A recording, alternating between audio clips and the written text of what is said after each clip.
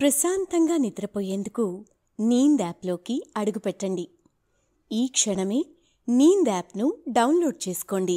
ఒత్తిడిని తగ్గించి ప్రశాంతమైన నిద్రలోకి మిమ్మల్ని తీసుకెళ్లే చక్కని కథలు, ధ్యాన పద్ధతులు, ఆహ్లాదకర సంగీతాన్ని మీరు నీంద్ యాప్లో మాత్రమే వినండి. నమస్తే, నేను మీ అనురాధ. రచయిత్రి అమృత పంపిన నిద్రాదేవి వరం అనే కల్పిత కథను ఇప్పుడు మనం విందామా? రామాయణంలో నిద్ర అంటే గుర్తుకు వచ్చే వ్యక్తులు ఇద్దరు. ఒకరినైతే ఇట్టే గుర్తుపడతాం, 6 నెలలు నిద్రపోయే కుంభకర్ణుడు ఒకరైతే, ఇంకో వ్యక్తి కూడా ఉన్నారు, లక్ష్మణుడు. ఒకరు అతిగా నిద్రపోతే మరొకరు 14 ఏళ్ళు నిద్ర లేకుండా అన్నను కంటికి రెప్పలా, కంటి మీద రెప్ప వేయకుండా తన అన్న శ్రీరాముని అడుగుజాడల్లో నడిచినవాడు. అసలు నిద్రపోకుండా ఉండటం సాధ్యమేనా? లక్ష్మణుడు ఎలా సాధించాడు? మనము అలా ఉండగలమా? మనిషి అన్నవాడికి ఆహారంతో పాటు నిద్ర కూడా చాలా అవసరం. అసలు నిద్రపోకపోతే నష్టాలేంటి? 14 ఏళ్ళు నిద్ర లేకుండా అసలు లక్ష్మణుడు ఎలా ఉండగలిగాడు? ఇవన్నీ తెలుసుకోవాలంటే కథలోకి వెళ్లాల్సిందే. అయితే మనం కథ వినటం ప్రారంభించే ముందు నిద్రకు సంబంధించి సౌకర్యవంతమైన స్థితిలోకి వెళ్దాం. ముందుగా మీరు మీ రూమ్లోని లైట్లన్నీ ఆఫ్ చేసి మీ బెడ్ పైన మీకు ఇష్టమైన రీతిలో పడుకుని మీ కళ్ళు మూసుకోండి. నెమ్మదిగా గాలి పీలుస్తూ పూర్తిగా లోతైన శ్వాస తీసుకుని వదలండి. ఈ ప్రపంచాన్ని, ఇవాల్టి జ్ఞాపకాలను మెల్లగా పక్కకు నెట్టి నిద్రలోకి క్రమంగా జారుకునే సమయం ఇది. మరోసారి నెమ్మదిగా గాలి పీలుస్తూ లోతైన శ్వాస తీసుకుని మీ శరీరంలోని ఒత్తిడినంతా బయటకు వదిలివేయండి. ఇప్పుడు చేయాల్సిందల్లా విశ్రాంతి తీసుకోవడం, సేద తీరటం, మునుపటి స్థితికి రావడం. మీరిప్పుడు మంచం మీద ఉన్నారు. రోజువారీ అలసట నుంచి మీ శరీరం విశ్రాంతి తీసుకుంటున్నట్లుగా మీకు అనిపిస్తుంది. కాళ్ళ నుంచి మొదలుపెట్టి మీ అవయవాల్లోని ఒత్తిడినంతా ఒక్కొక్కటిగా బయటకు పంపించేయండి. మీకోసం అవన్నీ రోజంతా చాలా కష్టపడ్డాయి కాబట్టి వాటికి విశ్రాంతి తీసుకునే అర్హత ఉంది.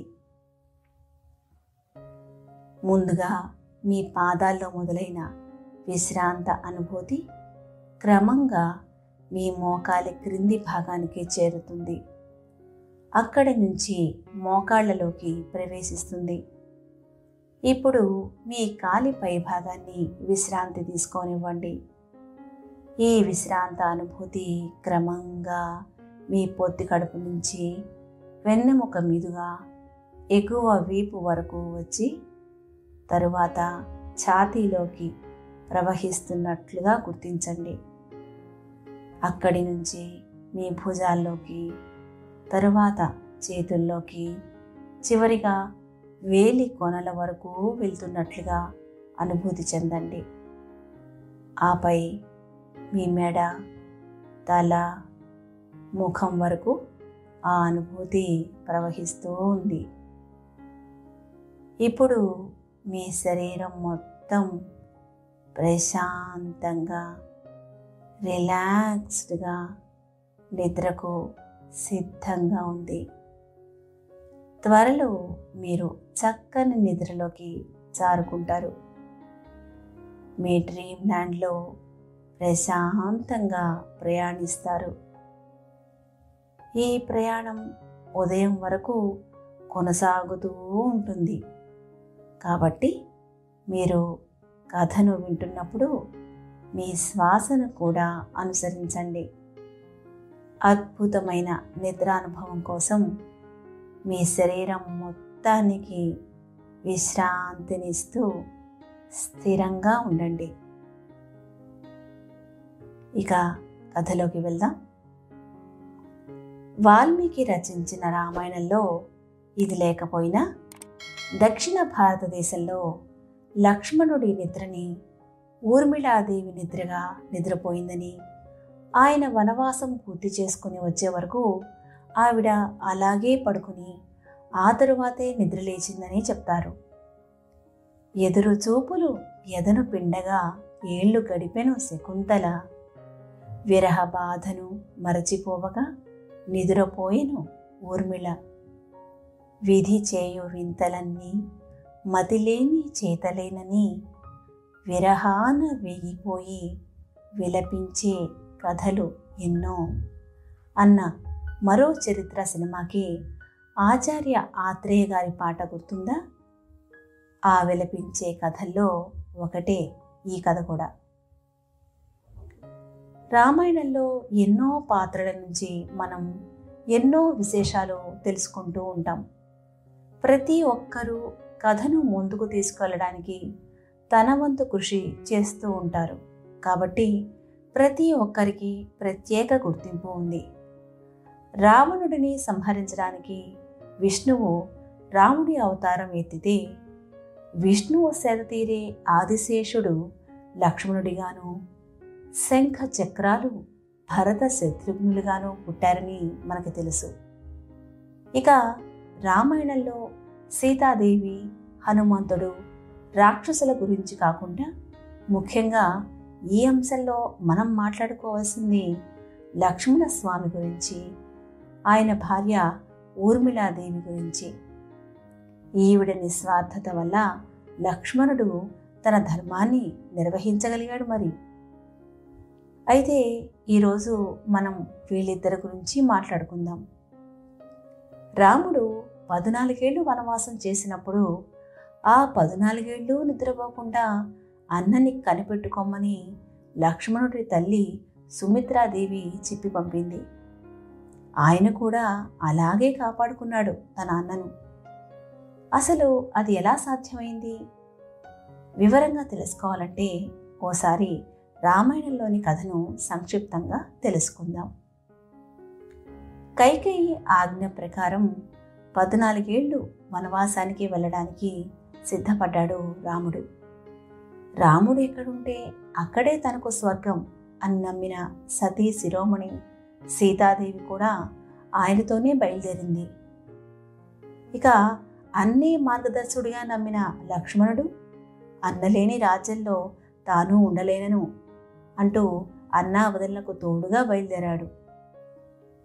అసలు పుట్టినప్పుడే అన్నగారి పక్కన పడుకోబెట్టే వరకు ఏడుస్తూనే ఉండేవాడట లక్ష్మణుడు.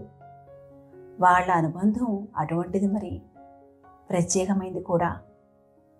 ఆ తరువాత వాళ్ళు పెరిగాక విశ్వామిత్రుడు రాముడిని తన యజ్ఞానికి కాపలాగా రమ్మని పిలిచినప్పుడు లక్ష్మణుడు కూడా వెంట వెళ్ళాడు.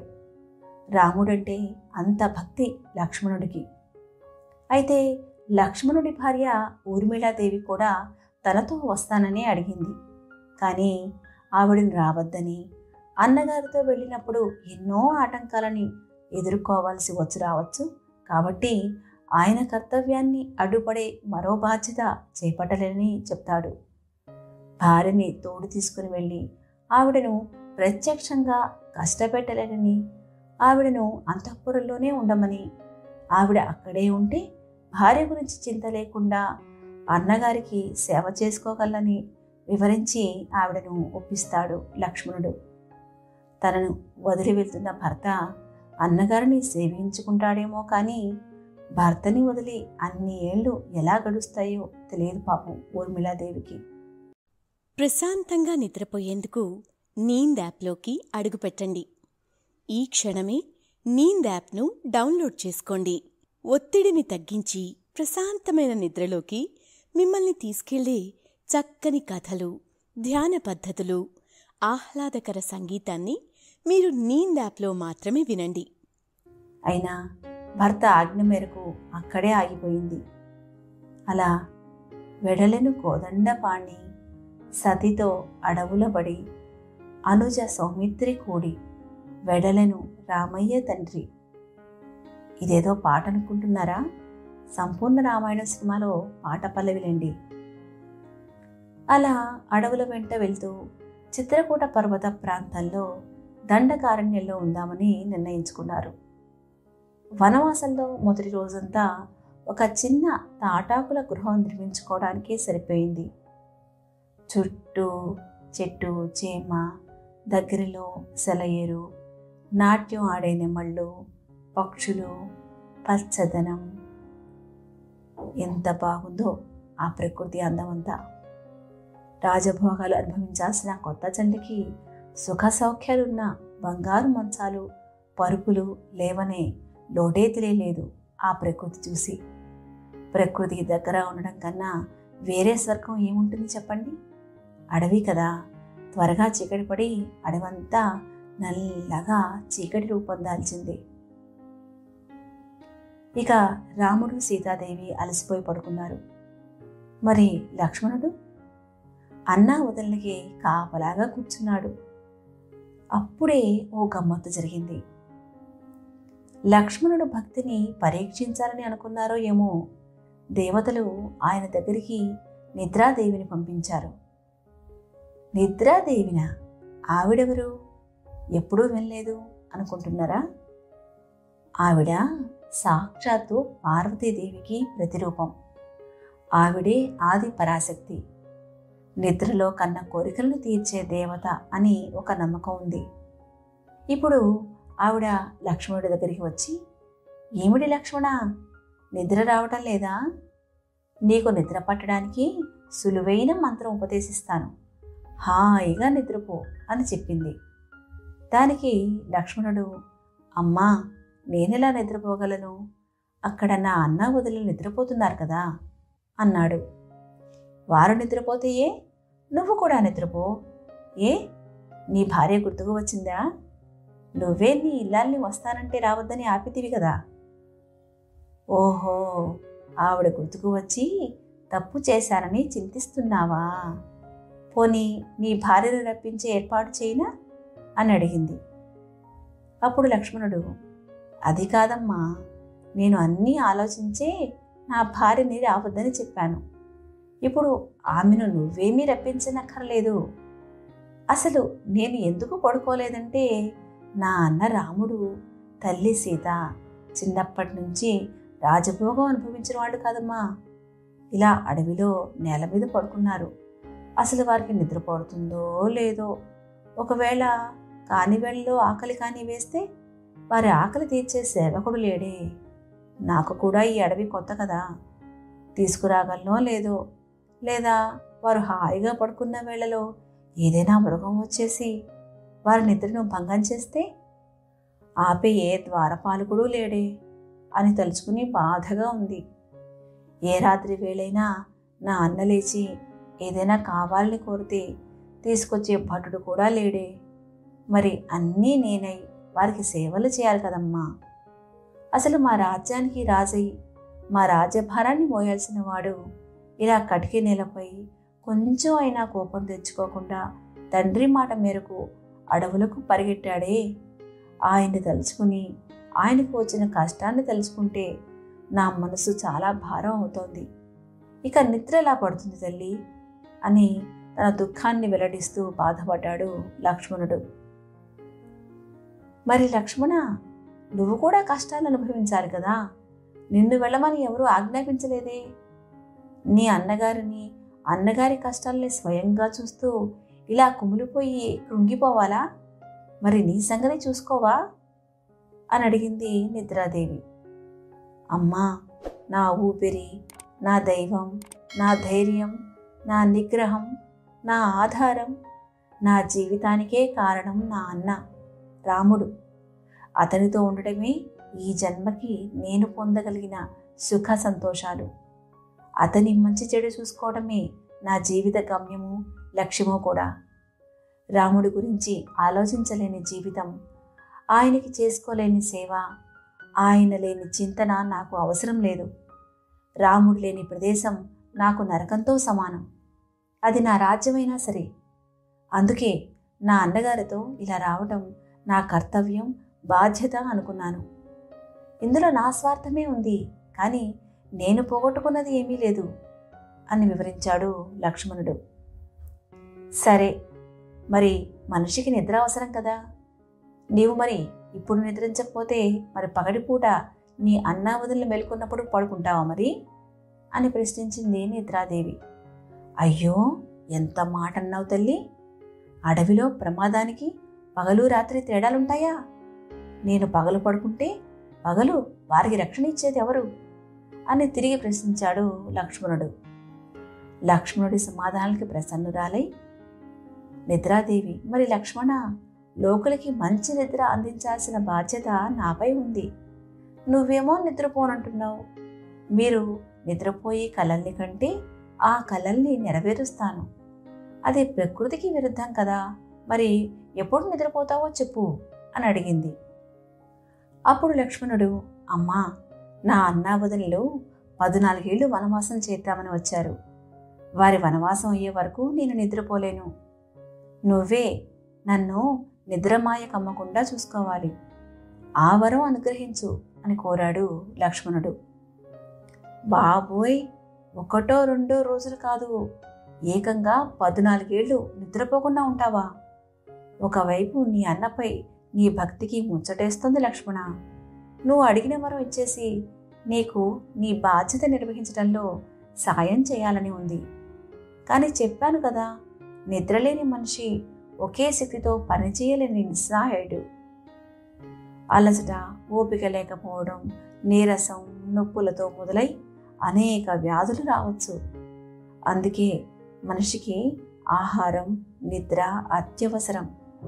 నేను నిద్రాదేవిని అయ్యుండి నీకు నిద్ర లేకుండా ఎలా చేయగలను? ప్రకృతికి నా బాధ్యతకు విరుద్ధమైన పనులు నా చేత చేయించడం న్యాయమేనా చెప్పు అని ఆవిడ లక్ష్మణుని ప్రశ్నించింది. నిద్రపోకుండా నిద్రనే పోను అంటే నన్ను ధిక్కరించినట్టే అంది అమ్మ.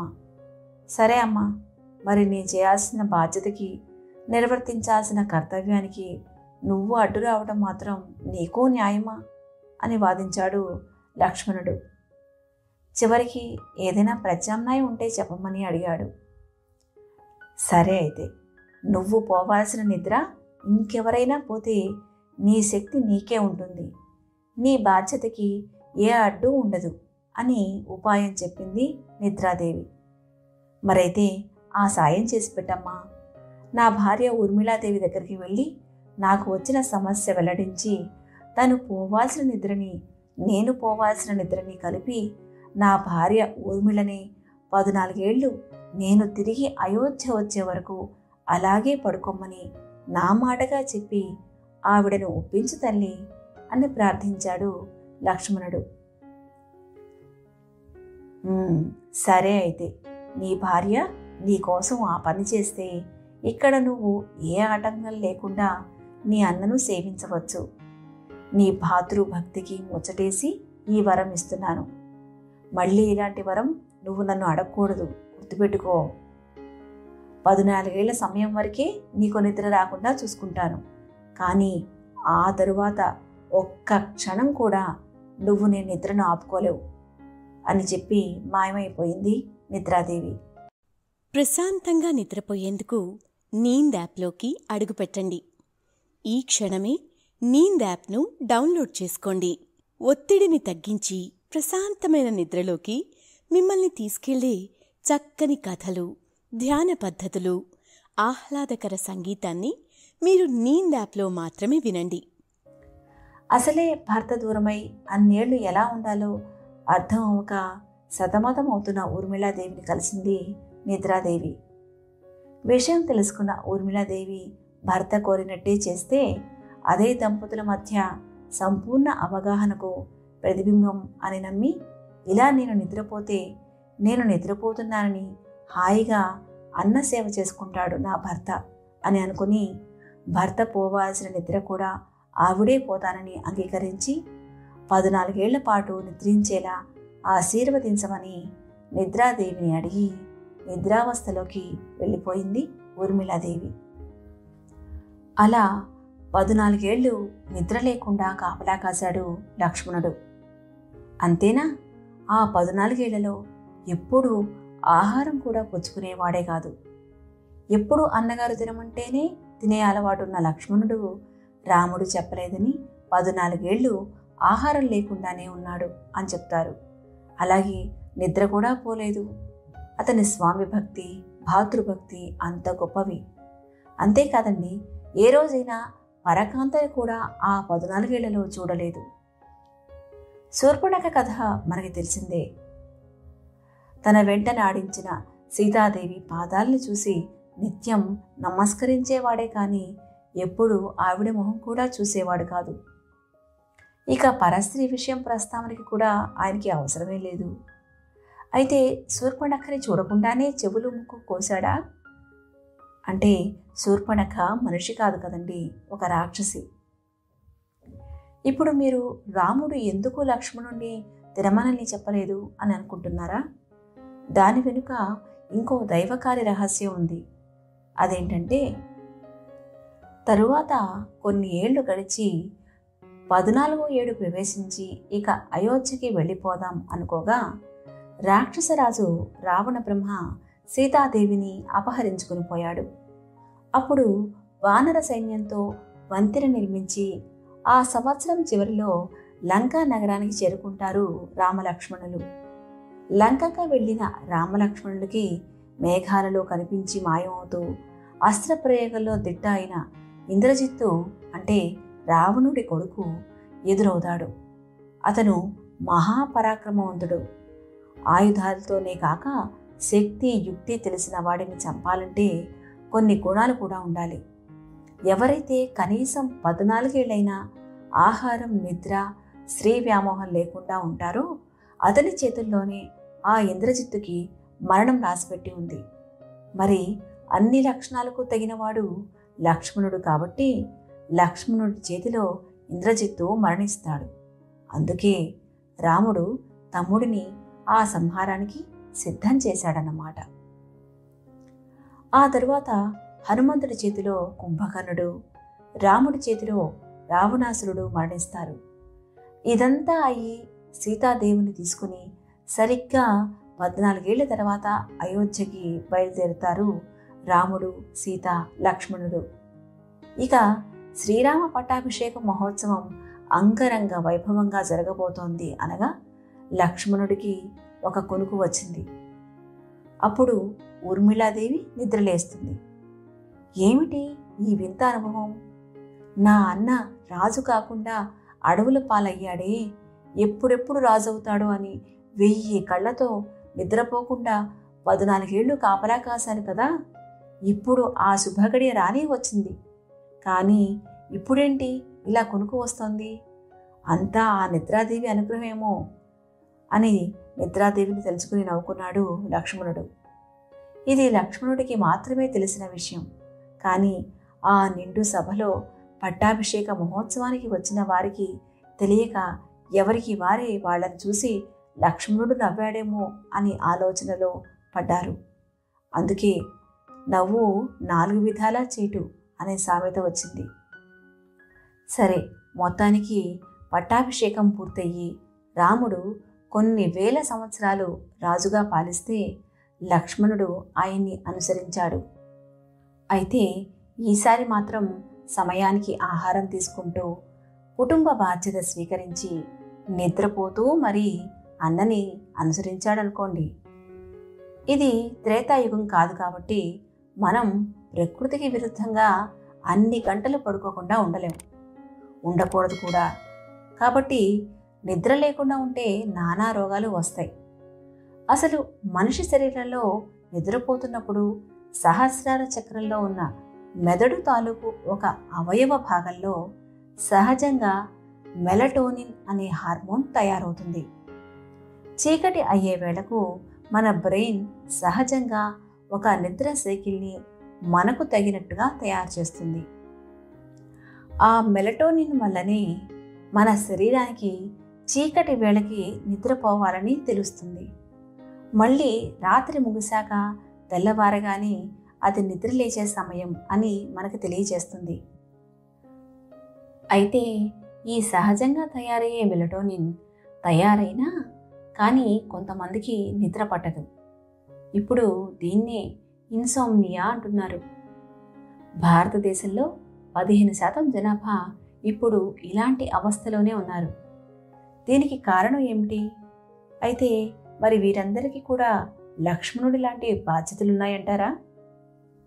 రాముడు దేవుడు కాబట్టి ఆయన విష్ణువుకి అంశం అని ఆదిశేషుడికి తెలుసు కనుక విష్ణువు శయనించడానికి పడగలు విప్పి చక్కని నిద్రని అందించటం ఆదిశేషుడి బాధ్యత కాబట్టే రామావతారంలోనూ రాముడు సుఖంగా పడుకున్నాడా లేదా అని ఆయన రక్షణ బాధ్యత తీసుకున్నాడు. మనం కూడా దేవుడిని చేరే మార్గంలో నిద్రాహారాలు మానేసి దేవుడి ధ్యానంలో ఉన్నామనుకోండి, దానికి కలియుగంలో ముక్తి వస్తుందో లేదో కానీ మన శరీరం మాత్రం పనిచేయడం మానేస్తుంది. ఏ దేవుడు మాత్రం చెప్పాడని నిద్ర మానేసి నిద్రావస్థలో కానీ ఆలోచనలో కానీ ఉండమని? మీరు సుఖంగా పడుకుని మీ చుట్టూ ఉన్న 10 మందికి సుఖంగా పడుకునే మార్గాలు చూపించాలి. ఈ రోజుల్లో నిద్రలేనివాడు, నిద్ర పోగలిగి పోలేని వాళ్లే అభాగ్యులు.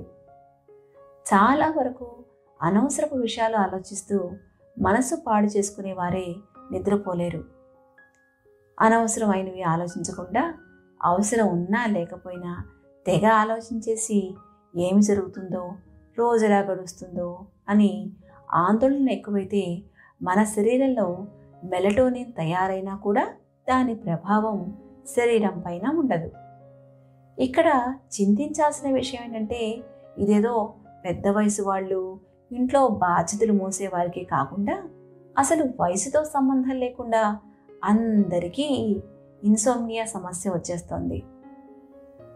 అయితే ఇంకొంతమందికి నిద్ర పడుతుంది, కానీ నిద్రలో కొన్ని గంటలైనా ఉండలేరు. తరచుగా నిద్రకి భంగం కలిగి మళ్ళీ మళ్ళీ లేచి పడుకోవాల్సిన పరిస్థితి. అసలు నిద్ర మనిషికైనా ప్రాణమున్న ఏ జీవికైనా ఎందుకు అవసరం? సరైన నిద్ర లేకపోతే అనేక మానసిక వ్యాధులు మొదలవుతాయి. అంతెందుకు, ఒక్క రాత్రి సరిగ్గా నిద్ర లేకపోతే ఒక తల్లి తన బిడ్డ ఆలనా పాలన చూసుకోగలదా? తరచుగా చిరాకు, కోపం వస్తూ ఉంటాయి. శరీరానికి దాని సహజ గుణం అలవాటు లేకపోతే ఎన్నో వ్యాధులు వస్తాయి.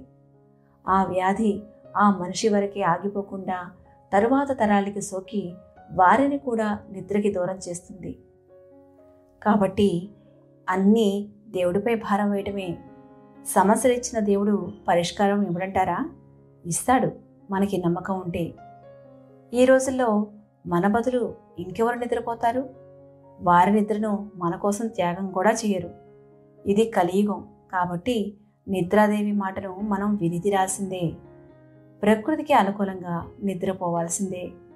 అయితే నిద్రాదేవి ఇప్పటికిప్పుడు ప్రత్యక్షం అవ్వదు కాబట్టి ఈ కథను విన్నాక ఆవిడను ఓం మాతా నిద్రాదేవి అయి నమః అని తెలుసుకుందాం. నిద్ర పట్టేలా నిద్రలో కలల్ని నిజం చేయమని కోరుకుందాం.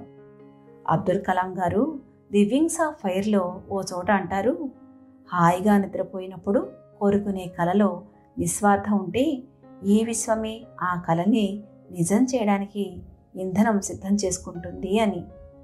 నిద్రతోనే మన శరీరం మనకు స్వాధీనం అవుతుంది. నిద్ర ఉంటేనే రేపటి పనులను సులువుగా చేసుకోగలుగుతాం. కాబట్టి ఏమీ ఆలోచించకుండా హాయిగా పడుకోండి. శుభరాత్రి. మరి ప్రశాంతంగా నిద్రపోయేందుకు నీంద్ యాప్లోకి అడుగుపెట్టండి. ఈ క్షణమే నీంద్ యాప్ను డౌన్లోడ్ చేసుకోండి. ఒత్తిడిని తగ్గించి ప్రశాంతమైన నిద్రలోకి మిమ్మల్ని తీసుకెళ్లే చక్కని కథలు, ధ్యాన పద్ధతులు, ఆహ్లాదకర సంగీతాన్ని మీరు నీంద్ యాప్లో మాత్రమే వినండి.